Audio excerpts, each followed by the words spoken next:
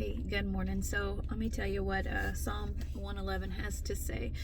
Verse 2 says, "The works of the Lord are great, sought out of all them that have pleasure therein." Let's talk about the works of the Lord real quick, because this psalm or song is full of what those works are. Not even in specifics. You want to see the works of God? Read the Bible. See what He's been doing for years and years and years. Listen to testimonies and hear what He's been doing in people's lives. But what are His works according to what His word said? Verse 2 says they're great. Think about that. They're great because our God is great. Verse 3 says His works are honorable and glorious. Verse 4 says they're wonderful and memorable. Like you're not going to be able to just toss them aside. You're going to remember these. His works in verse 6 are powerful. In verse 7 it says they're truth and full of discernment. It used the word judgment, and scripturally it's talking about He knows that His works are good and right. In verse 8 it says they're lasting and they're upright works. This is who our God is. How can we trust His works? How can we be that person who in the first verse it says, "Praise ye the Lord, I will praise the Lord with my whole heart in the assembly of the upright and in the congregation"? How can we be someone who is ready and willing at all points and times to praise the Lord for His works?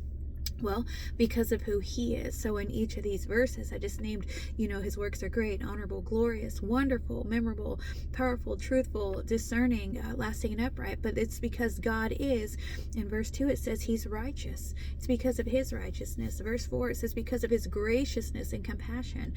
Verse 5, because His mindfulness of His covenant. God doesn't lie, and He also isn't a covenant breaker.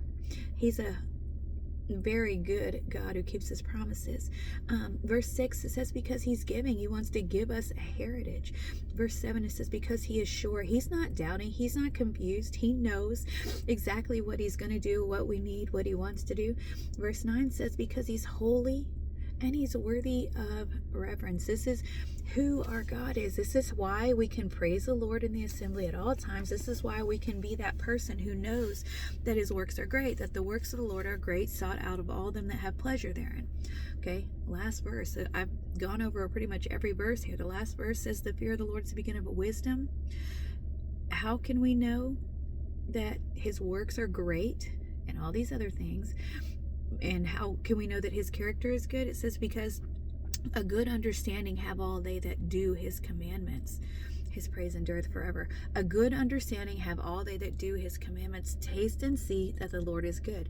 Test Him and try Him for His works, not for yours. In fact, another verse that I had written down and was thinking about this morning says, this came out of Proverbs 16, "A man's heart deviseth his way." We're always trying to plan things, but the Lord directeth his steps.